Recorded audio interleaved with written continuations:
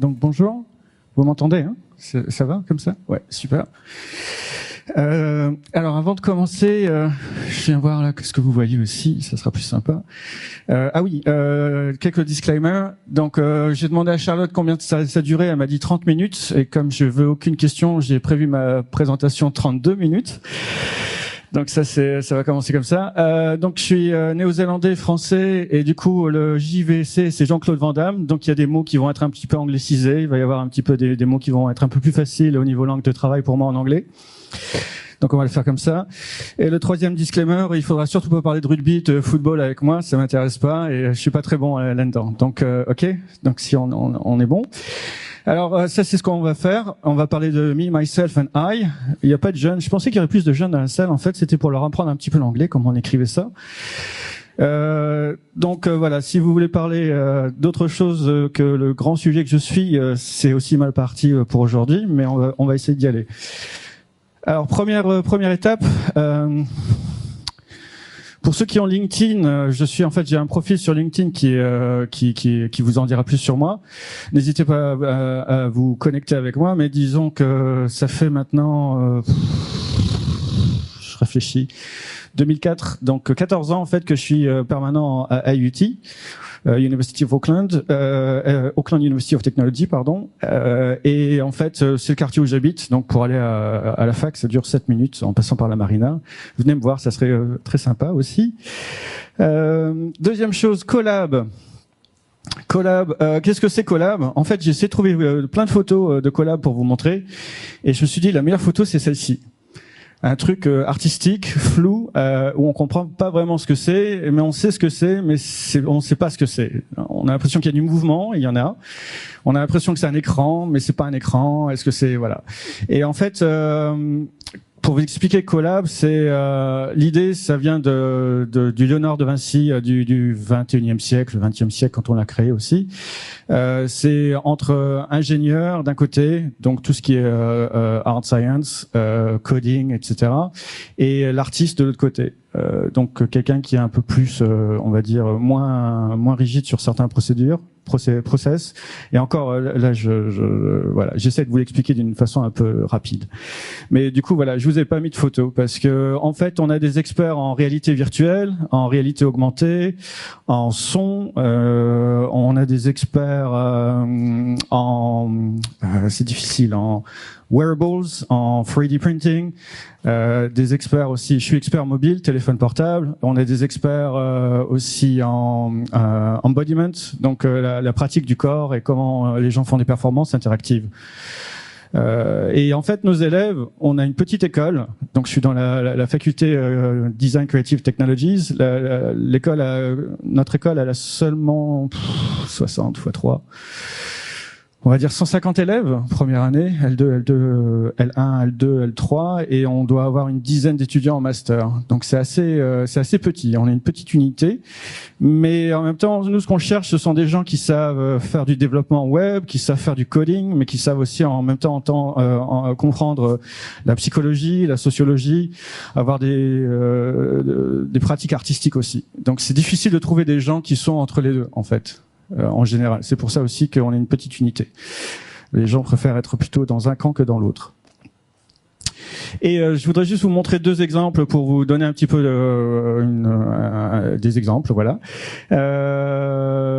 Ça, c'est un étudiant de master qui travaille sur la relation papier et digital, par exemple. Donc, il a travaillé sur la relation de réalité augmentée et comment on peut lire un magazine de nos jours, mais en attirant des jeunes aussi, et donc d'apporter un produit digital. Donc, c'est pas le tout de le mettre en ligne, mais là, par exemple, quand on regarde une chose qui est imprimée, il y a une sculpture 3D qui va sortir, qui va pouvoir aider un petit peu quelqu'un à comprendre le sujet. L'intérêt de ce travail-là de Darren, et je reviendrai à Darren, c'est important pour vous expliquer la relation entre entreprise et université. L'intérêt de Darren aussi, c'est qu'il a aussi poussé la recherche sur tout ce qui est son sonore, donc comment on peut avoir un magazine qui peut produire du son du magazine papier, le programme DigiNova, comment on pourrait avoir une musique qui sort de ça, et vidéo aussi. Donc comment on pourrait voir quelque chose en 30 secondes ou 10 secondes, avec les technologies mobiles aussi, donc du contenu qui est pas forcément long, mais plutôt court et assez compressé. Deuxième projet que j'aime beaucoup, j'étais le directeur de recherche de cet étudiant, c'est un étudiant Pacifica. Vous êtes au fait du mot Pacifica? Non? Ok. Pour nous, en Nouvelle-Zélande, Pacifica, ce sont les gens qui viennent des îles Tonga, Samoa, Niue, Cook Islands. J'en ai oublié une, Fidji. Non, Fidji, oui, Fidji aussi, mais plutôt Tonga, Samoa, Niue, Cook Islands, voilà. Donc, et on a les Maoris, forcément.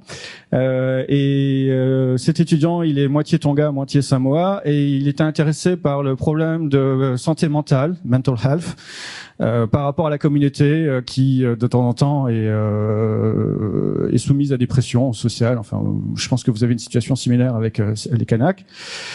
Donc, il y a des problèmes. Il y a des problèmes aussi d'études par rapport à la famille, par rapport à la culture, par rapport à la religion, des choses comme ça. Et il y a beaucoup de jeunes, en fait, qui sont en souffrance et qui ont des problèmes de santé mentale. Et cet étudiant a utilisé la vidéo 360, en fait, pour essayer de faire passer des messages et un peu communiquer à ces jeunes de comment s'en sortir.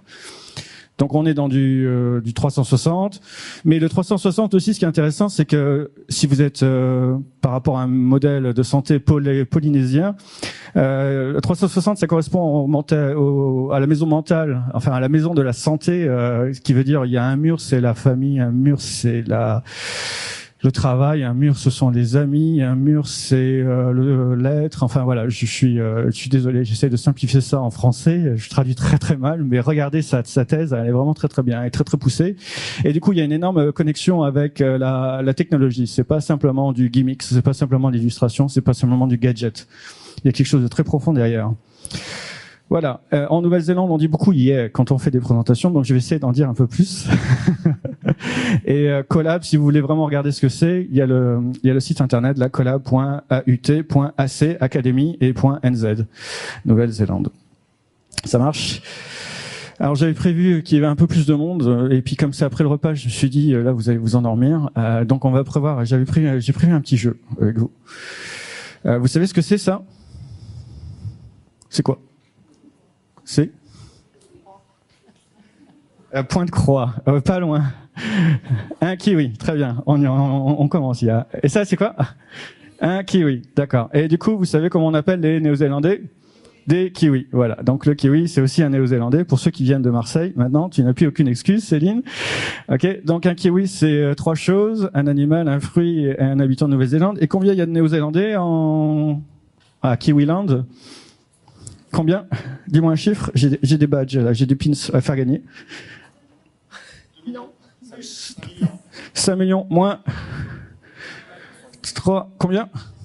Non, plus 3, 5 plus 4 plus 4, 5. Ouais, ok. 4, 5. Ok, vous êtes un peu lent. Là, on va essayer de trouver le truc. Combien il y a de moutons en Nouvelle-Zélande?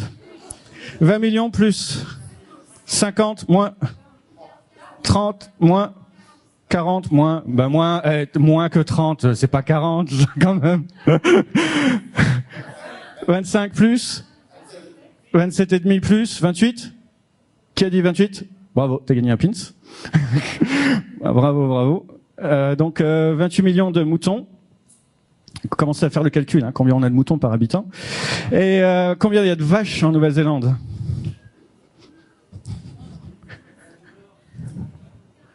15 moins 12 moins, oui, 10. Très bien, on est un deuxième gagnant. Tiens, j'ai mon pins là. Ok. Donc voilà, 10 millions de vaches en Nouvelle-Zélande. La Nouvelle-Zélande étant le deuxième producteur aussi de produits de dairy products dans le monde, c'est quand même assez intéressant de savoir ça. Donc tu as gagné un superbe pins pour les 10 millions de vaches néo-zélandaises. Félicitations. Voilà, donc on a fini le jeu. Donc merci d'être venu, c'était la fin de ma présentation. Voilà. Ouais, désolé, hein, je suis un peu prof, donc il fallait que je vous fasse passer des faits sur mon pays quand même. Le deuxième truc, donc Charlotte m'a demandé de vous présenter aussi un autre chose. Il faut que je vous précise aussi, je suis enseignant-chercheur à l'université à mi-temps. Et en fait, j'ai créé 2 sociétés en Nouvelle-Zélande. La première il y a 20 ans. Maintenant, ouais. Et la deuxième en 2011, donc il y a 7 ans maintenant. Et c'est celle-ci qui est le plus intéressant pour vous, puisque c'est une société de recherche et développement en produits applicatifs pour téléphone portable. Enfin, pour mobile devices, on va dire plutôt comme ça, tablette. Et donc on l'a appelé Virtuo, qui est né en fait d'une collaboration entre mon business partner qui est finlandais. On s'est rencontrés en Nouvelle-Zélande. Et on a bien accroché et on s'est dit on va créer une boîte. Et d'abord je vais vous montrer comment on a commencé. En fait on a commencé comme ça. Et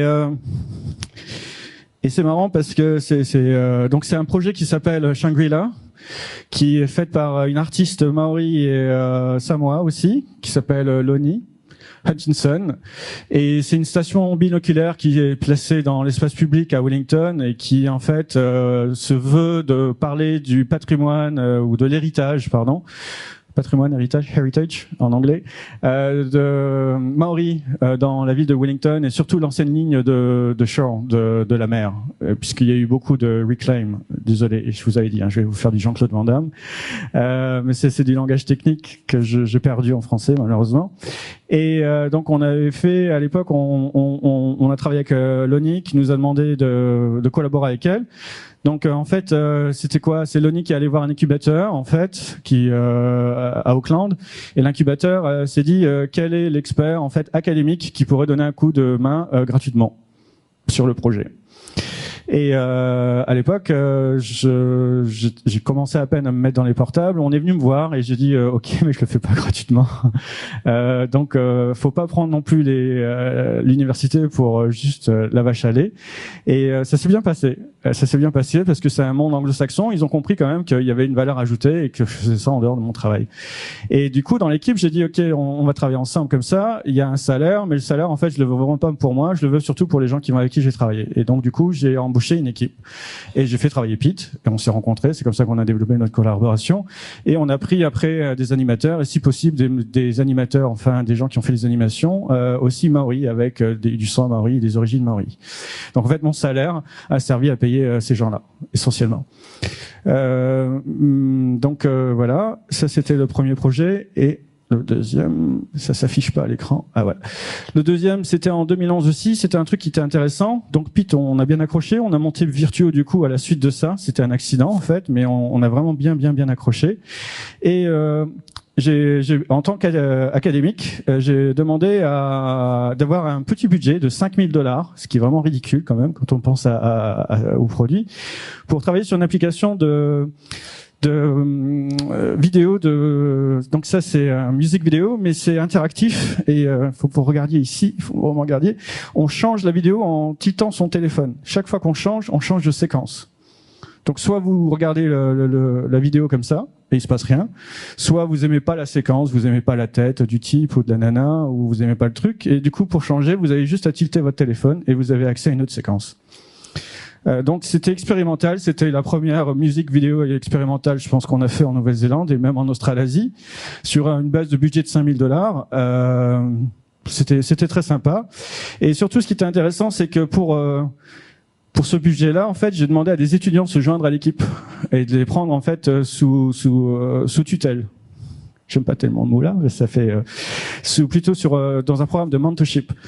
Donc il y avait un de mes anciens étudiants qui est devenu directeur de la photographie, qui a fait un excellent travail en fait. Et c'était pas du tout partie du programme universitaire, mais pour lui ça a été une pièce qu'il a pu mettre dans son portfolio et qu'il a pu aussi vendre comme ça. Et donc il y a eu plein d'autres gens qui ont été impliqués dans le projet. En fait, l'équipe elle a contenu 15 personnes en fait. $5,000 pour 15 personnes, c'est pas cher. Mais tout le monde y a trouvé du compte aussi, et je vais revenir là-dessus aussi plus tard. Je vais vous expliquer un petit peu 2-3 principes que je pense qu'il faut garder en tête. Donc un peu plus tard, en 2016, et je vais vous expliquer peut-être ce que c'est Virtuo maintenant. Un peu plus tard, on a travaillé sur... j'ai eu l'opportunité de rencontrer le directeur général d'Air France, d'Australasie, Australie et Nouvelle-Zélande, qui m'a dit j'aime bien ce que tu fais, est-ce que tu peux nous faire une application B2B? Alors vous la voyez, elle est là.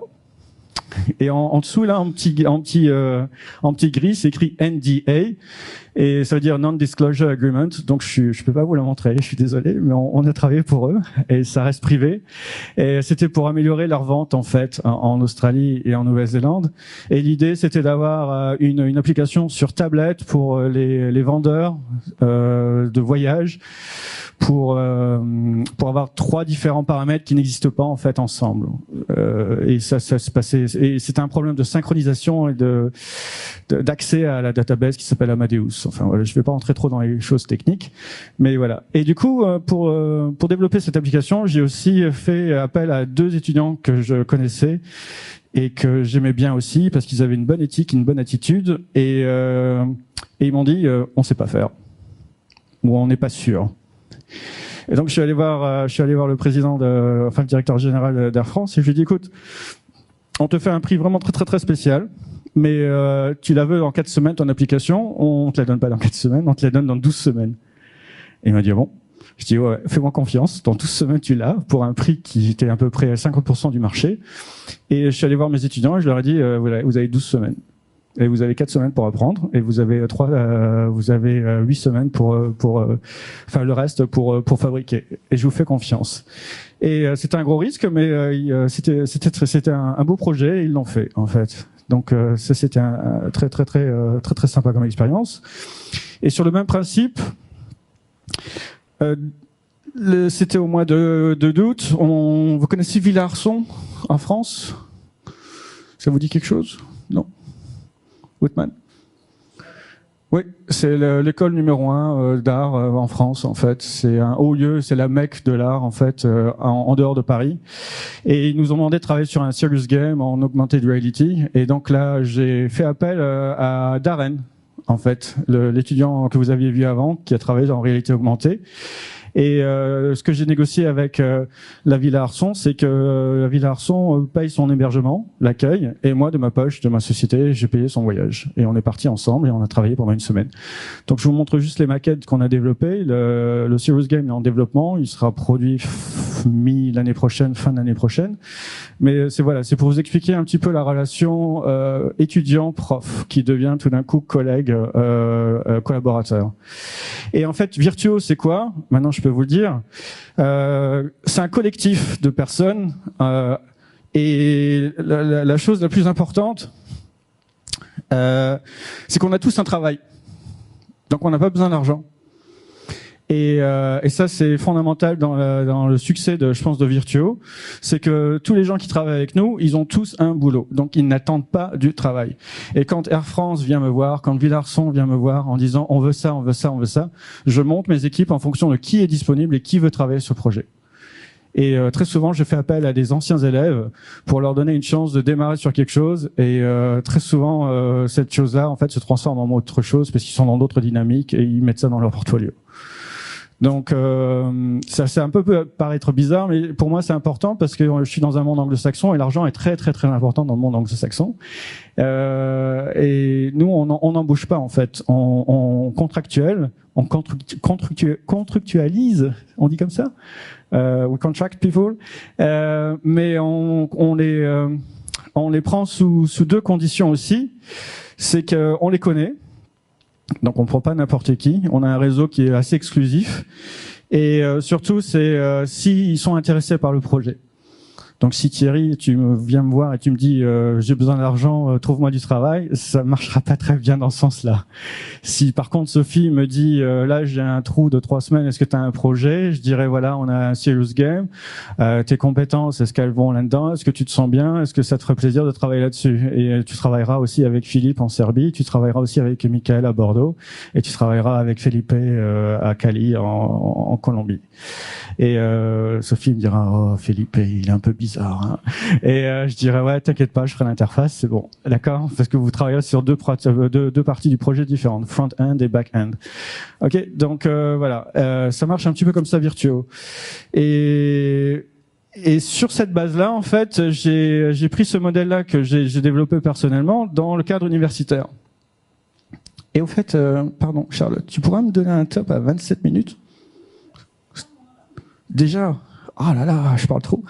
Ok, merci. Ok, donc, voilà. Donc, je vous montre tout ça parce que je suis court sur le temps. Non, on va revenir en arrière. Ah. Je vais vous prendre juste un exemple, alors. Je suis désolé, j'ai prévu trop de trucs. Je vais vous prendre peut-être cet exemple-là. Vous vous rappelez l'étudiant au début qui travaille sur la santé mentale, en fait, l'étudiant de master avec la vidéo 360.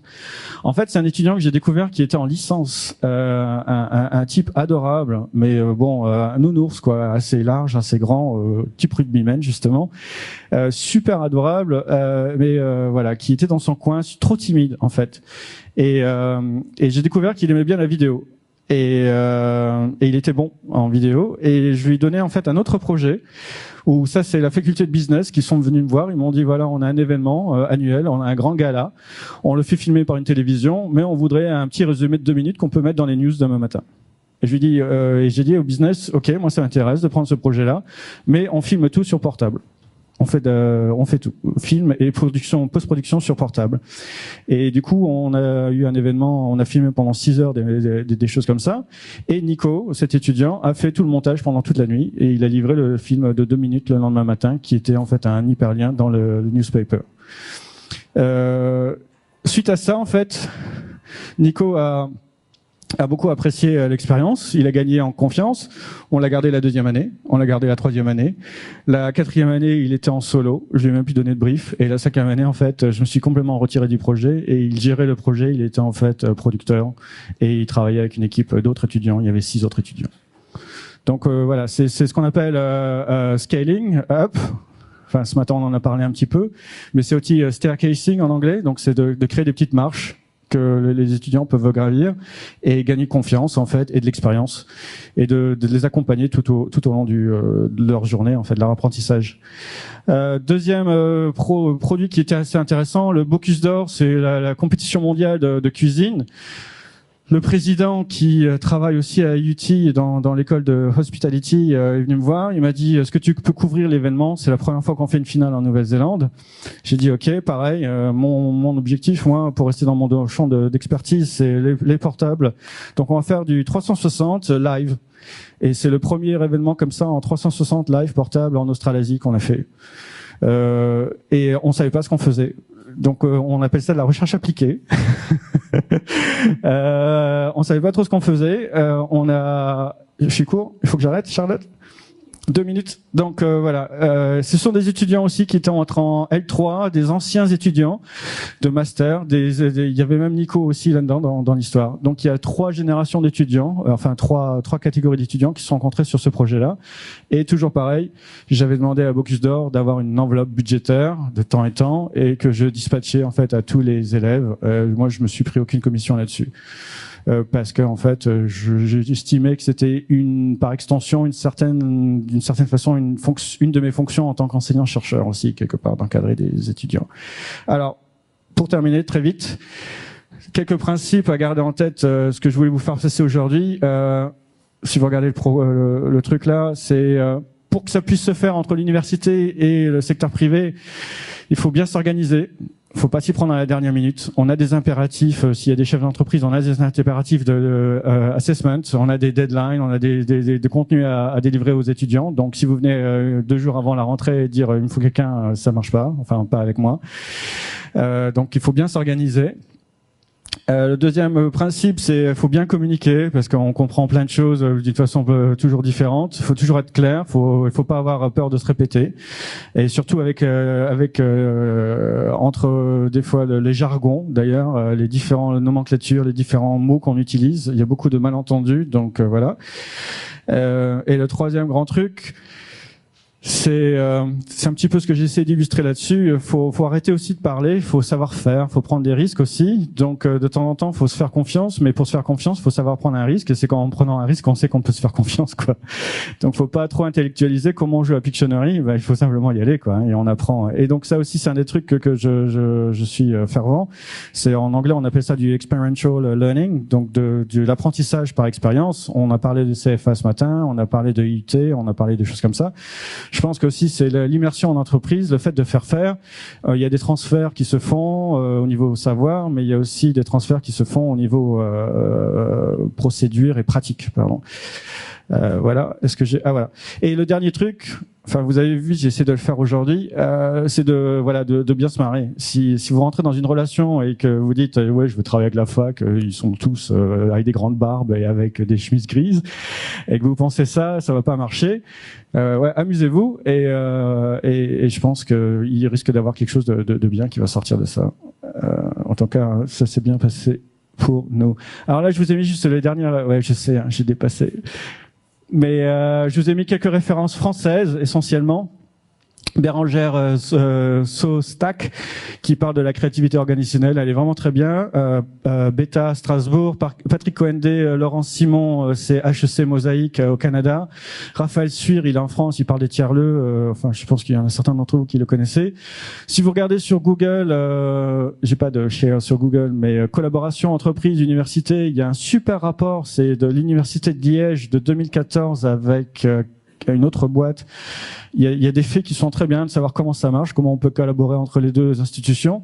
Le World Economic Forum, ils ont un super article sur le 21e siècle et les compétences qu'on attend des futurs élèves, mais des futurs employés aussi. Et c'est pas que des compétences techniques, c'est pas que des compétences intellectuelles, c'est des attitudes, c'est le fait d'être à l'heure, c'est le fait d'être social. Enfin, c'est des choses comme ça qui sont intéressantes. Et Nesta, qui est vraiment excellent aussi, c'est un UK-based association, mais bon, il y a des choses qui sont pertinentes pour le monde, surtout si vous travaillez avec les États-Unis. Donc, je vous ai pas fait la liste exhaustive des listes, je vous ai pas fait l'académicien pur. Je vous ai mis quelques références sympas. Si vous en voulez plus, n'hésitez pas. Ça, c'est le QR code de ma présentation. Nicolas, c'est l'adresse URL de ma présentation qui est sur Google Drive. Et voilà, je vous avais dit, il n'y a pas de questions. Et si vous voulez, on peut en parler autour d'un apéro. Je voulais que je retourne en arrière pour la présentation. Allez. Non, en arrière pour la présentation. Ouais, j'ai le pouvoir du bouton. Voilà, merci.